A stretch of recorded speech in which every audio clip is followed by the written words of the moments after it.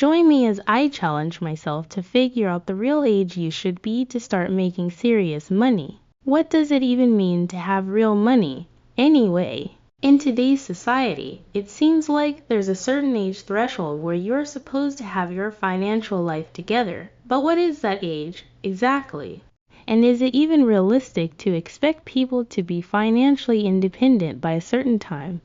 These are the questions I want to explore today. I think we've all heard those stories about 20-year-olds who are making six figures, or 25-year-olds who are already millionaires. And on the other hand, we've all heard those horror stories about people in their 30s and 40s who are still struggling to make ends meet. It's easy to get caught up in the idea that there's a certain age where you should have your financial life together, but the truth is, it's just not that simple. There are so many factors that influence financial success, and age is just one of them. Education, job opportunities, societal expectations. These all play a role in whether or not someone is able to achieve financial independence. And let's not forget, there are plenty of examples of young people who are doing incredibly well financially, but who have also had a lot of advantages in life. I mean, think about it. If your parents are wealthy, or if you come from a certain social class, you're already starting from a very different place than someone who is struggling to make ends meet. But at the same time, I think it's unfair to say that young people can't be financially successful. There are so many examples of young entrepreneurs who are doing amazing things and who are making a real impact on the world. And it's not just about making a lot of money, it's about having a certain level of financial freedom, where you're not constantly stressing about how you're going to pay your bills. So what does it really take to be financially successful? Is it about a certain age? Or is it about something more? I think it's time to challenge some of the common misconceptions about age and financial success, and to explore what really matters when it comes to making real money. One of the biggest factors that influences financial success is education. I'm not just talking about formal education either. I'm talking about the skills and knowledge you need to succeed in your chosen field, whether it's learning how to code, or how to market yourself, or how to manage your finances. There are so many things that can make a real difference in your financial life. Another factor is job opportunities. Let's face it, some jobs are just going to pay more than others, and some industries are more lucrative than others. But it's not just about the money, it's about finding a job that aligns with your values. And that gives you a sense of purpose and fulfillment. And then there are societal expectations. I think we all put a lot of pressure on ourselves to achieve certain financial milestones by certain ages. We're supposed to have our own apartment by 25 and be making six figures by 30. But what if that's not realistic for you? What if you're someone who needs a little more time to figure things out? So what's the key to making real money? Is it about age? Or is it about something more? I think it's time to reveal the truth. Age is less important than skills, mindset, and opportunities when it comes to financial success. It's not about how old you are, it's about what you're doing with your time. It's about developing the skills and knowledge you need to succeed and finding opportunities that align with your values and goals. And it's about having the right mindset, being willing to take risks and to learn from your failures. It's not about comparing yourself to others. Either it's about focusing on your own journey and celebrating your own successes.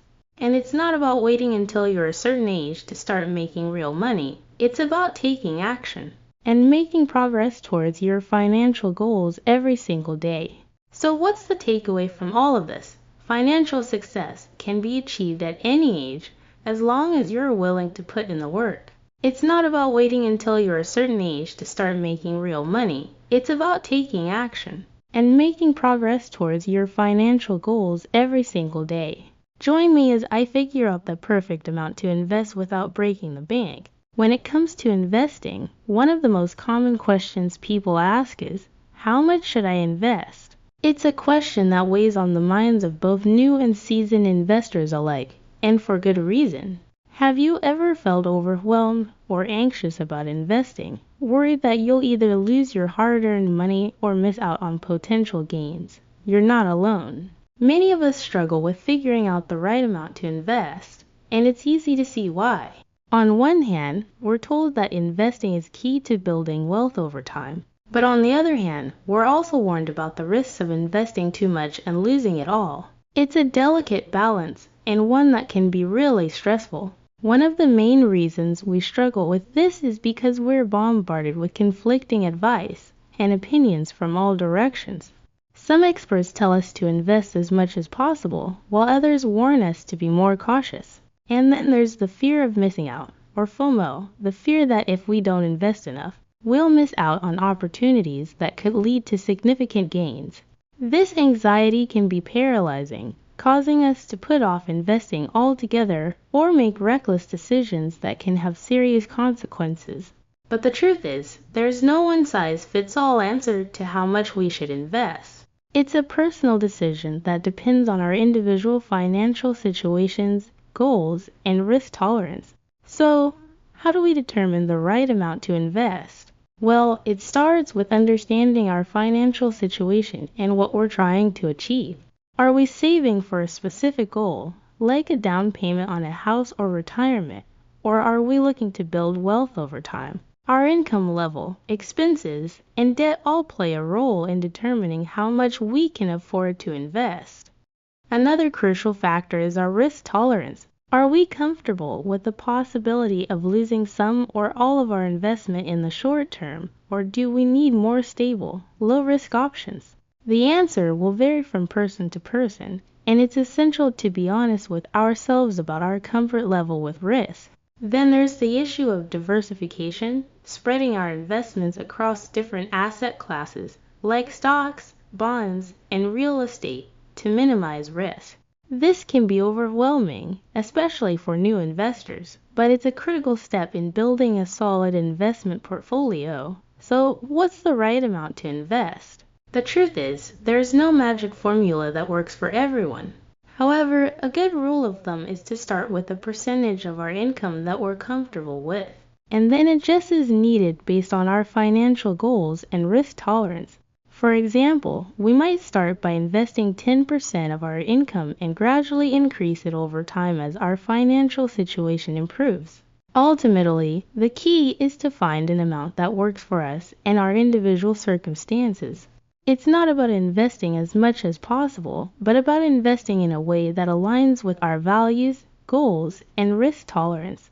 In summary, determining the right amount to invest is a personal decision that requires careful consideration of our financial situation, goals, and risk tolerance. By understanding these factors and finding an amount that works for us, we can build a solid investment portfolio that sets us up for long-term success. Join me as I take on the challenge of becoming a millionaire in just 12 months. Let's see if I can pull it off. Hi everyone, my name is Your Name, and welcome back to my channel. Today, I'm super excited to share with you an incredible story of how I went from zero to millionaire in just 12 months. It's been an incredible journey, and I'm thrilled to share the strategies, mindset shifts, and lessons I learned along the way that helped me achieve this goal. I remember when I first started, I was in a tough financial spot.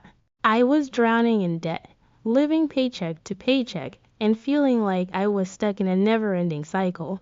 I had no idea how I was going to pay my bills, let alone save any money. It was a constant struggle, and I felt like I was barely keeping my head above water. I knew I needed to make a change, but I had no idea where to start. I was feeling overwhelmed, anxious, and stressed out all the time. I would wake up in the middle of the night, worrying about how I was going to make ends meet. I felt like I was living in a constant state of financial emergency. It was taking a toll on my relationships, my health, and my overall well-being. I felt like I was living in a constant state of financial emergency. It was taking a toll on my relationships, my health, and my overall well-being. I knew I needed to take control of my finances, but I had no idea how. My friends and family would try to offer me advice, but it was all generic stuff like save more or spend less. But I knew it wasn't that simple. I needed a plan, a strategy, and a mindset shift if I was going to make any real progress. I knew I needed to take massive action, but I was scared, stuck, and unsure of where to start. I started by educating myself on personal finance, investing, and wealth building. I devoured books, articles, and online courses, learning as much as I could about how to manage my money, invest in the stock market, and create passive income streams. I started to see the world in a different way, realizing that financial freedom wasn't just about making more money, but about making smart decisions with the money I already had. I implemented a budgeting system that actually worked for me, not against me. I started investing in the stock market, taking calculated risks, and doing my research. I created multiple income streams, from freelancing to creating and selling online courses. I started to see the power of compound interest and how it could work in my favor if I was patient and disciplined. But the biggest game changer for me was when I shifted my mindset from scarcity to abundance. I stopped thinking about what I couldn't afford and started focusing on what I could afford. I stopped worrying about what others thought and started believing in myself. I stopped playing it safe and started taking calculated risks. The pivotal moment for me was when I landed a six-figure client for my freelance business. It was a defining moment for me, realizing that I had the skills and expertise to command top dollar. It gave me the confidence to take on more ambitious projects, to raise my rates, and to start living the life I truly desired. Looking back on my journey, I realized that becoming a millionaire in just 12 months wasn't just about the money. It was about the person I became in the process. It was about developing a growth mindset, taking massive action, and believing in myself. It was about creating a sense of purpose and direction and living a life that truly reflects my values and goals. If you're watching this video, I want to encourage you to share your own financial goals in the comments below. What do you want to achieve? What's holding you back? Let's support each other on this journey to financial freedom. Thanks for watching, and I'll see you in the next video.